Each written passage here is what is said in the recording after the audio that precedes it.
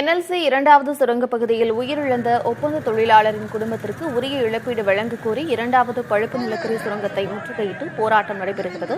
விவரங்களுடன் இணைந்திருக்கிறார் செய்தியாளர் ஸ்ரீதர். ஸ்ரீதர், என்னென்ன கோரிக்கைகளை முன்வைக்கிறாங்க?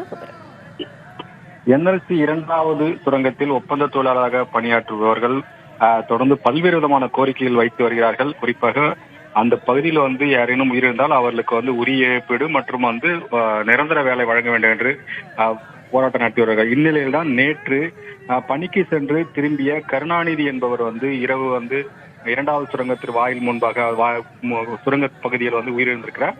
அவர் மயங்கி உயிரிழந்ததுக்காக அவருக்கு உரிய இழப்பீடு வழங்க வேண்டும். பணியின் போதுதான் அவர் உயிரிழந்திருக்கிறார். அது மட்டுமில்லாமல் அந்த குடும்பத்திற்கு இழப்பீடு மட்டுமில்லாமல் அந்த குடும்பத்தில் ஒருவருக்கு நிரந்தர வேலை வழங்க வேண்டும் என்று இன்று காலை முதல் இந்த போராட்டம் என்பது நடைபெற்று வருகிறது. போராட்டத்தில் எந்த விதமான முன்னேற்றம் இல்லாத, குறிப்பாக அவர்கள் வைக்கும் கோரிக்கையை குறித்து NLC நிர்வாகம் எதுவும் செவி சாய்க்கப்படாத காரணத்தினால் இரண்டாவது மணலின் முன்பாக இந்த போராட்டம் என்பது நடைபெற்றது. குறிப்பாக இரண்டாவது சுரங்கம் முன்பாக இந்த போராட்டம் என்பது நடைபெறுகிறது. 2 மணிக்கு காலை வேலைக்கு வந்தவர்கள் வெளியே வர வேண்டும், 2 மணிக்கு உள்ளே செல்ல வேண்டும் தொழிலாளர்கள். இந்த இருவருக்கும் நடுவில் இந்த போராட்டம் நடக்கிற காரணத்தினால் உள்ளே தொழிலாளர்கள் செல்ல முடியாத நிலைக்கு தள்ளப்பட்டிருக்கிறது. இதனால் அங்கு ஒரு பதட்டமான சூழல் உள்ளது. தொடர்ந்து பேச்சுவார்த்தை நடத்தப்பட்டாலும் NLC உரிய இழப்பீடுக்காக ஒரு உத்தரவாதத்தை தர வேண்டும், அதே சமயத்தில் நிரந்தர பணிக்கான உத்தரவாதம் தர வேண்டும்.